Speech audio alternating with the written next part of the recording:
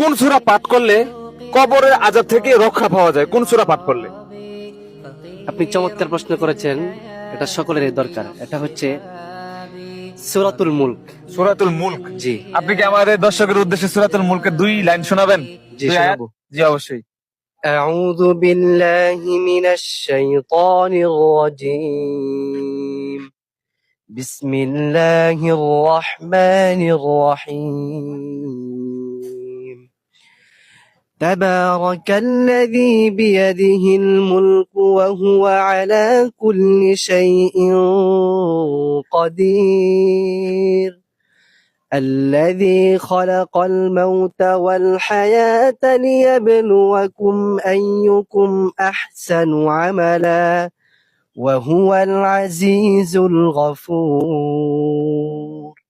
ওকে, আচ্ছা, এটা কখন পড়তে হয় এটা একটু দর্শক উদ্দেশ্যে বলে দিবেন। যেটা প্রতিদিন এশারের পরে পড়তে হয়। এটা দৈনিক এশারের পর নামাজের পরে পাঠ করতে হয়। ভিডিওটা অবশ্যই সবাই শেয়ার করে দিন।